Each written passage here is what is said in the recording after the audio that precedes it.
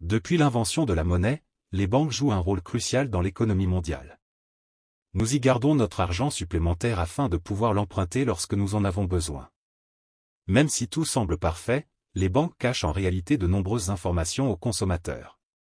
Cette vidéo dévoilera 5 secrets cachés que les banques partageront avec vous. Posséder de l'argent bancaire équivaut à la pauvreté. Laissez-moi vous demander quelque chose, vous êtes-vous déjà demandé combien d'intérêts votre compte d'épargne rapporte réellement à la banque? Vous pourriez penser que c'est au moins quelques pourcents, n'est-ce pas? Eh bien, réfléchissez à nouveau.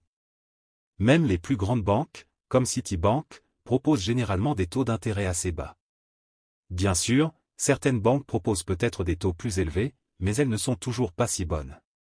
Voici le problème, si votre argent ne croît que de, disons, 4%, mais que l'inflation est de 7%, vous perdez en fait du pouvoir d'achat au fil du temps.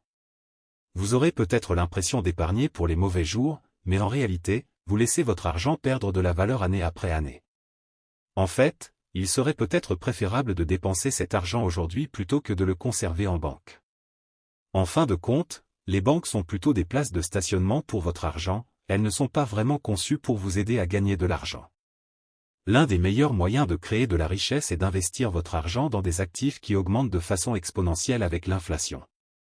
Les actions, l'immobilier et même le GSX sont d'excellents choix. Cartes de crédit.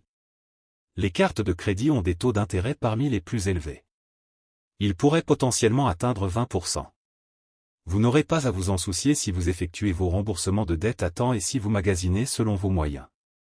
Selon une analyse de Landintree, d'ici 2023, 986 milliards de dollars de dettes de cartes de crédit s'accumuleraient devant les Américains, et 65% des titulaires de cartes de crédit n'effectueront pas la totalité de leur paiement mensuel. Le principal problème des cartes de crédit est qu'elles entraînent des retards de paiement pour les articles que vous achetez. Sans savoir comment nous allons rembourser notre dette, nous commençons à dépenser. C'est le début de la spirale de la dette.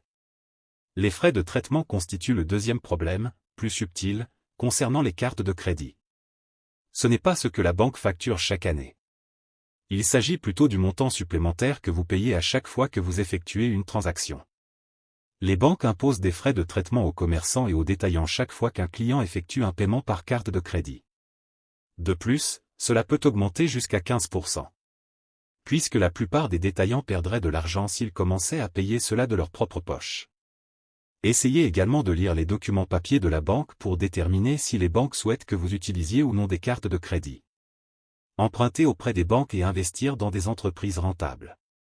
En juillet 2012, Mark Zuckerberg, le cofondateur de Facebook, a dépensé près de 6 millions de dollars dans une boutique de bonbons à seulement 5 km de son lieu de travail. Mais comprenez ceci, il ne l'a pas payé en espèces. Non, il a plutôt obtenu une hypothèque sur 30 ans. Cela semble fou, non?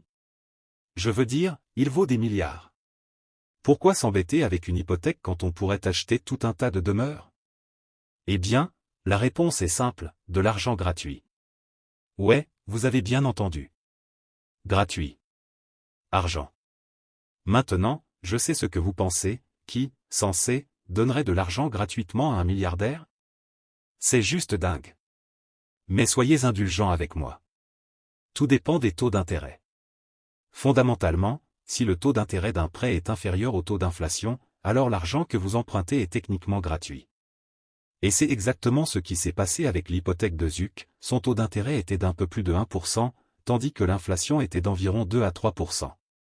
Il réalise donc essentiellement un profit simplement en empruntant de l'argent. Je sais, ça semble trop beau pour être vrai. Mais voici comment cela fonctionne, disons que vous empruntez 1 million de dollars à un taux de 1%. Le taux de rendement moyen d'un compte d'épargne est de 2,4%, donc si vous mettez ce million en banque, vous gagnerez 24 000 dollars par an.